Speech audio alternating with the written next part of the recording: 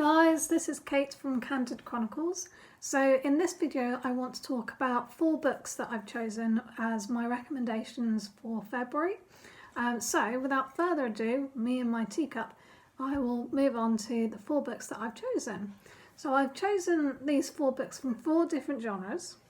So the first being fantasy, which I absolutely love the genre of fantasy.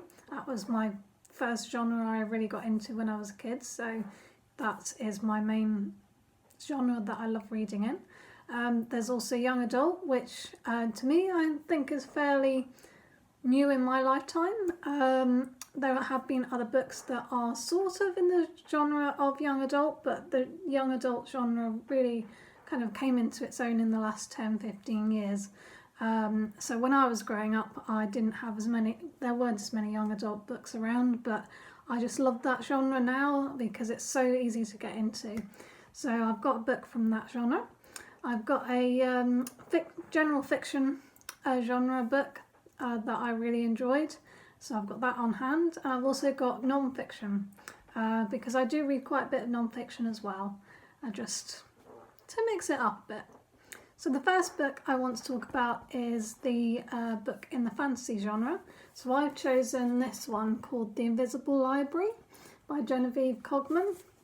And it's about this woman who kind of works for this thing called the library, hence the title of the book.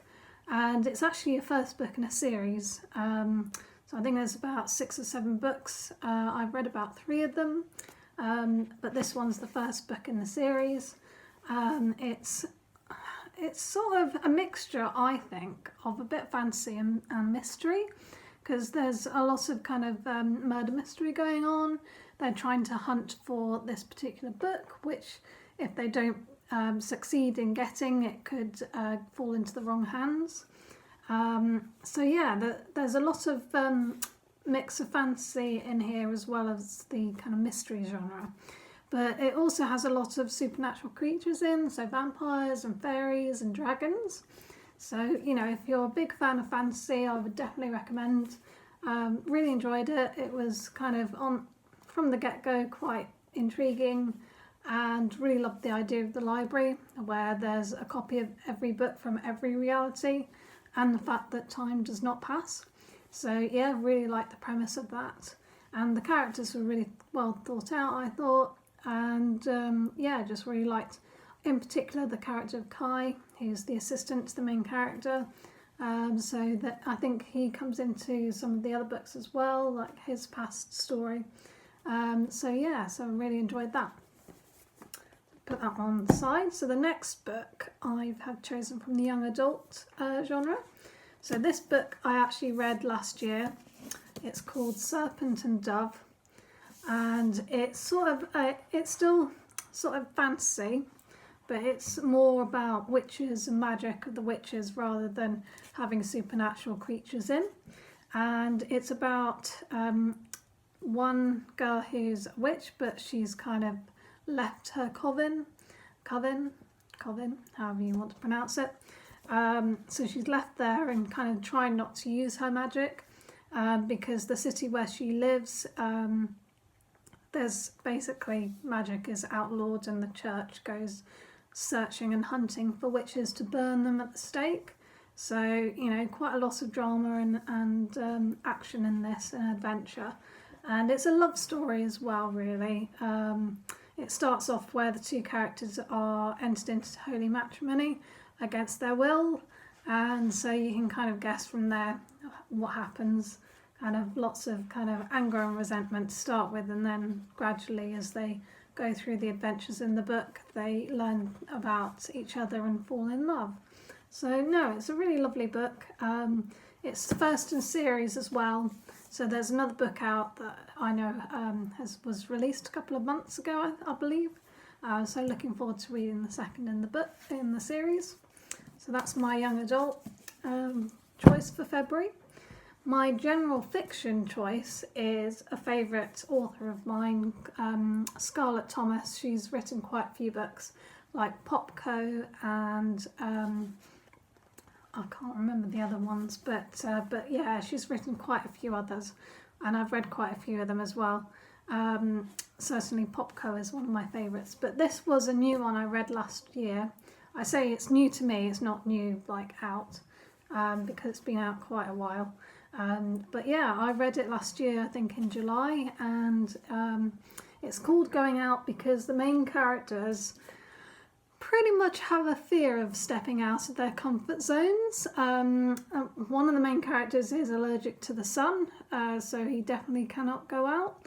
And the other character is afraid of a lot of things, airplane crashes, any accidents that could happen. So she's sort of they've both lived their lives kind of enclosed in either in places of their own making or because of others enforcing those like restrictions.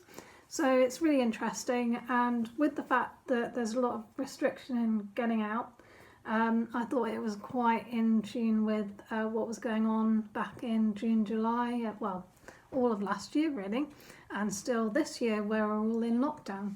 So it sort of played on real life for me when I was reading it, and just really, really enjoyed this book.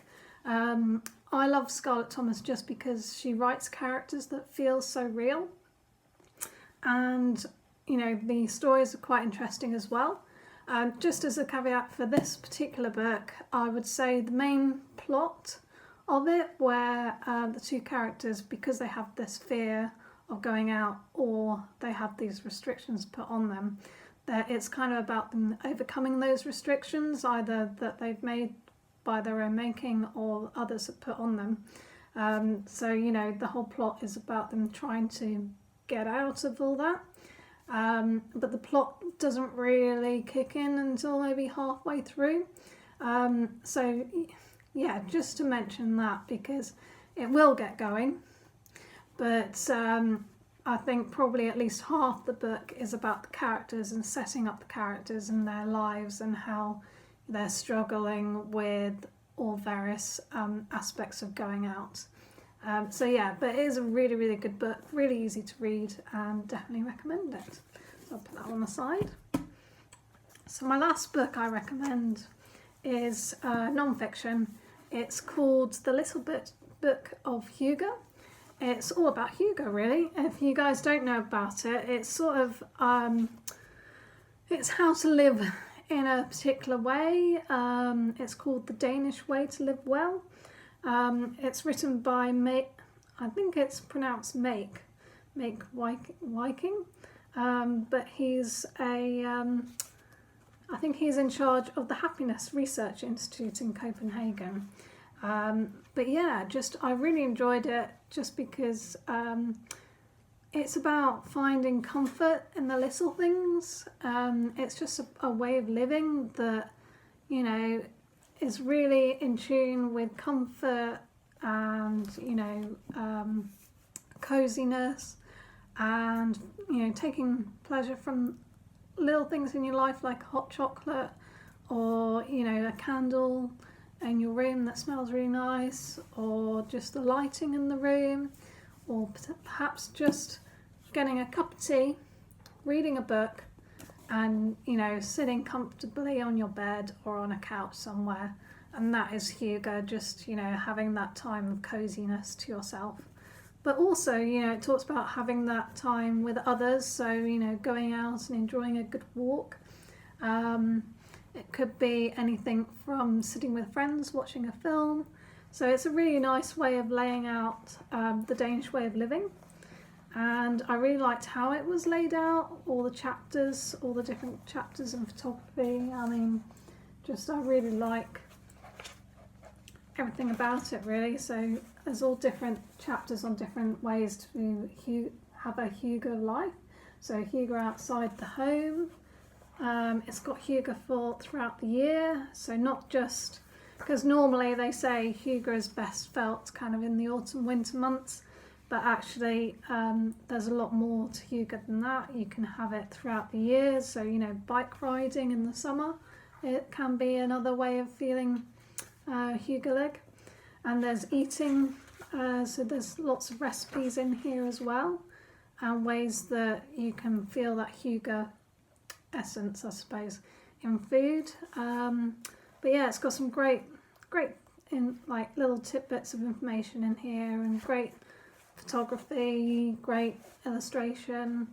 I think it's a really nice book to sort of dip in and out of rather than reading the whole thing all in one go.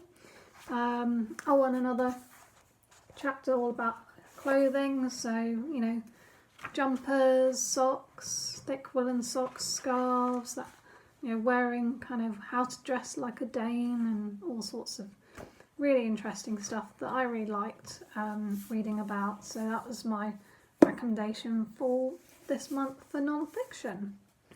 So yeah, that's it from me. I will let you guys go off and find your own favourite books for the month, but if you wanted to read any of them, those are my choices. So you can read about them more on my blog at candidchronicles.com, but I wanted to talk about them here as well. Alright, see you guys. Bye.